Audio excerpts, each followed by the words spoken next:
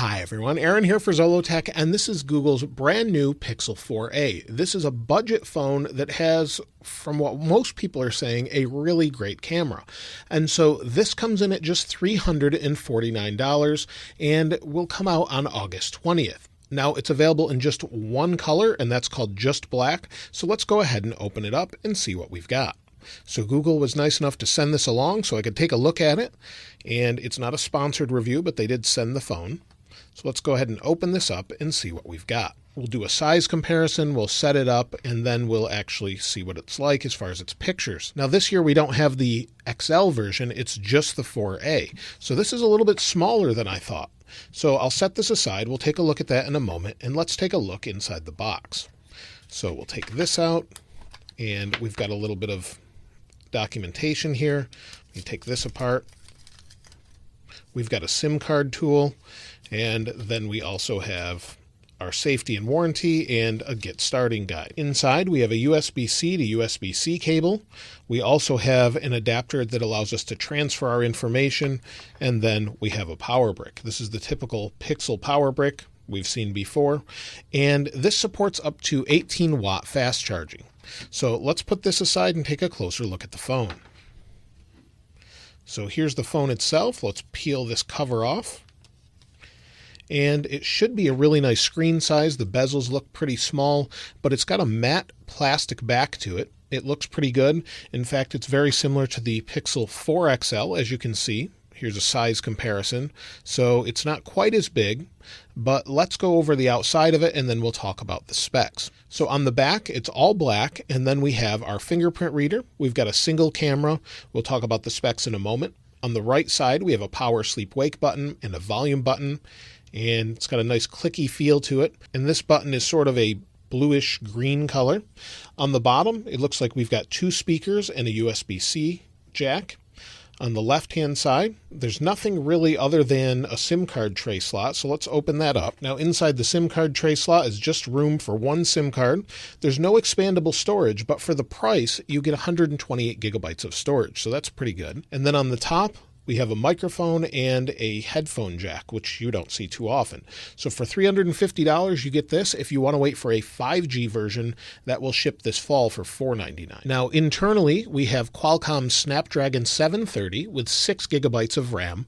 And then on the front, we have a 5.81-inch 2340 by 1080 443 pixel per inch OLED display.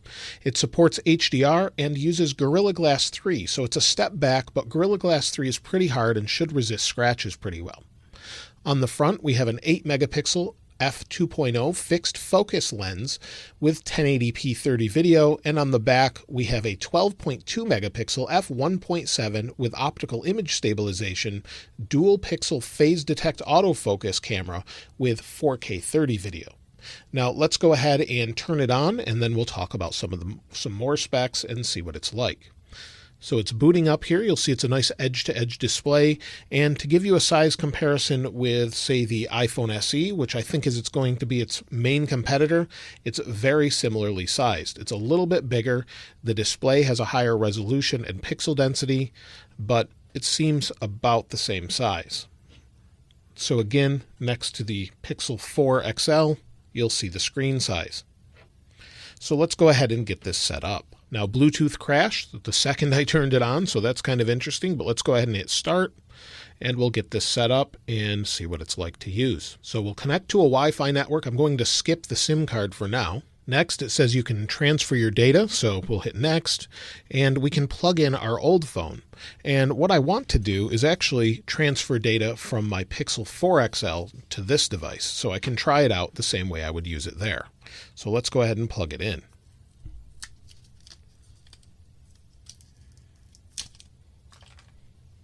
So I've got my Pixel 4 XL, and let's plug it into the Pixel 4a. There we go. It says phone's connected. Check your other phone, copy data, verify it's me. We'll hit confirm, and it's copying the account. Now it's saying getting account info. It says checking for data, and then we can choose what we want to copy or not copy. So photos and videos, I don't need to copy those. And Let's go ahead and hit copy, and it will move everything over. So we'll wait for this to finish, and then we'll continue. So now that it's copying, I can continue to set this up. We'll hit next. I have to agree to their terms, hit accept. Now I need to set up a pin. Once I set up a pin, I need to set up pixel imprint. So we'll go ahead and hit next, and then touch the sensor on the back to set it up. And it says it's added, and we'll hit continue.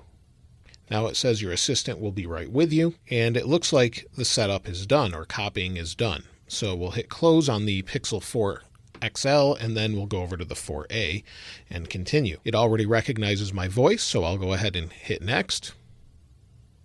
And we'll say no thanks to anything else. And then it's just giving us tips and tricks.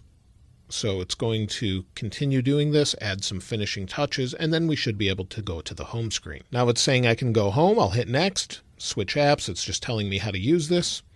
And we'll swipe up to go home. And now it's completely copied from my Pixel 4a, or 4 XL rather, to the 4a. So it gives you an idea of the display. Let's see what wallpapers are available. So there's no new wallpapers per se, but let's go ahead and switch to this one, or maybe we'll go to, for fun, we'll pick a daily wallpaper and set that. So now I'll wait for everything to finish installing. It's going to take a while for all of these apps to install. Once that's done, we'll take a closer look at it. But the battery in this is 3,140 milliamp hours. Many people that have used it already are saying that it's better than what we had with the Pixel 4 XL, which is great. We don't have squeeze to activate Android Assistant, so we have to swipe up from a corner and go into Assistant here. And then also I need to install a bunch of updates as well. So I'll wait for this to finish, and then we'll take a closer look at it. Now I have everything moved over from my Pixel 4 XL, and all the apps are laid out the same way. I added a couple others, but it's pretty much exactly the same, all of my messages and everything else. And so I've been using it for a little bit. I had it update, and one of the great things about this is it gets all of the latest updates. So the update that actually came out yesterday at the time of recording this video is also out for this device. So if I go into my system updates here, you'll see it has the August 5th update on it, even though it's August 4th. So it seems to be that we're going to get all these updates just like you would expect with a Pixel device, but the overall usability of this seems to be pretty good. Most of the time it's really fast. It does feel a little bit slower due to maybe that slower refresh rate than we have on the 4 XL, for example. So if I just scroll through the app drawer here, you'll see it's a little bit smoother on the 4 XL due to that 90 Hertz refresh rate. But we have 60 Hertz on the Pixel 4a, and that's good enough for most. In fact, every iPhone has 60 Hertz, so it seems to be doing okay. And then I tried out a couple different apps. We'll take a look at a couple games in a moment, but if we take a look at the cameras are pretty interesting. We only have a forward-facing camera that's got a fixed focus, so you can see here it's fixed, and maybe I'll go to video, and it will record 1080p. So this is the 1080p video from the forward-facing camera of the Pixel 4a. And so I'm not sure how it sounds, but it's probably not as good as this microphone, but it may sound halfway decent. Now, as far as the rear-facing camera, the rear camera should record in 4K. So we have selfie illumination for the forward-facing. Let's spin it around here, go back, and you'll see that we've got our different settings. So let's go into our settings here, and you'll see it kind of lags from time to time. So we've got our grid, and then video stabilization, which it has that's built in. And of course, we've got 4K, like I said. So advanced, and then you can do RAW plus JPEG control. We'll go back here, go back, and you can do 16:9 crop.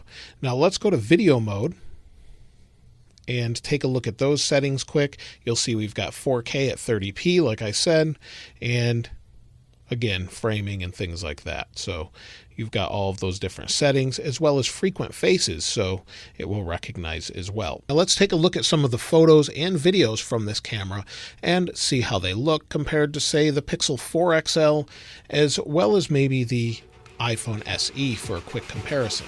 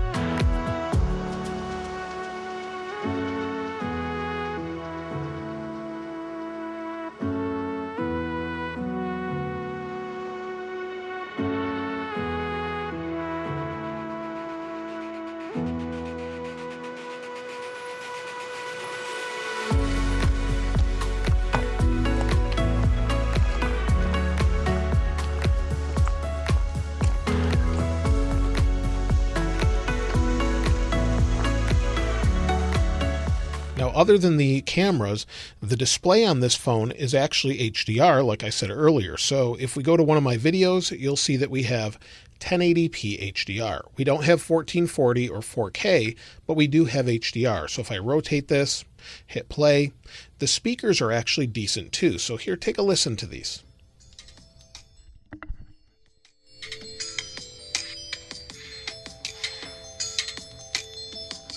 And the speakers actually surprised me a bit because I wasn't expecting stereo speakers out of the top, but we have stereo speakers from the top earpiece here and the bottom as well. It sounds pretty decent, and it's better than I expected from a budget phone of this price. Now, as far as gaming, I'm sure quite a few people will want to try that out. So let's go into Asphalt 9, as well as we'll try Call of Duty in a moment, but you'll see we'll resume here and you can see the frame rate. So I played around with this a little bit. They do sometimes slow down a little bit. You'll see as I drift, I had to start this game over a little bit, but as I drift around this corner or go through this building, you'll see all the action going on, and it seems to be okay, but occasionally it has a little bit of a hiccup, as you can see. Now, if we go back home and try out a game like Call of Duty, we'll wait for it to load. Now I'm in Call of Duty Mobile, and I just wanted to show you the frame rates. It seems to be very playable. I don't really see any issues here, although occasionally it seems to have a slight slowdown, but the screen is vibrant, and you saw the little hiccup there. The screen is vibrant, and it's very playable. Now, while playing that for just a moment, I did start to feel the back of the device get a little bit warm. That's to be expected, but it does seem like it's going to heat up quite a bit as you play. So maybe it'll slow down as you have extended gameplay, but it seems to be okay overall. Now, the only thing that this phone doesn't seem to have that some people may care about is there's no dual cameras on the back like the Pixel 4 XL. There's also no wireless charging, so you will have to use the USB-C on the bottom. For most people, that won't be a problem, but it doesn't have those features. I wish they would have included that coil, since those are fairly inexpensive from what I understand. But other than that, it doesn't have that, and it has 802.11 AB, GN, and AC. There is no Wi-Fi 6. So it's not really a bad price for all of the other features that you're getting, a decent display and everything else. And then, of course, that battery that I mentioned earlier, 3140 milliamp hours. I expect it to get at least through a day from what I'm seeing online. Of course, it will take further testing to know that for sure, but you'll see it says it should last until 1:15 p.m. That would be tomorrow. And so battery usage, of course, has only been used for a little bit since I've been setting this up and using it for the games during this video, but it seems like it should get through a day without a problem. For $349, I would definitely check it out. Now, you'll also get 3 years of software updates with Pixel devices, and you've got a year warranty. So I would definitely check one out if you wanted a budget phone that actually seems to perform pretty well, will run all of your basic social media apps and things like that fairly smoothly, and has a pretty decent camera for the money. I don't know that you can distinguish this camera from the Pixel 4 XL based on the photos I showed you. You don't have that squeeze for Google Assistant, but other than that, it's a pretty good deal. But let me know your thoughts about it in the comments below, and if you'd like to see any further videos, maybe a comparison with the 2020 iPhone SE, I'd love to hear from you in the comments below. If you haven't subscribed already, though, please subscribe, and if you enjoyed the video, please give it a like. As always, thanks for watching. This is Aaron. I'll see you next time.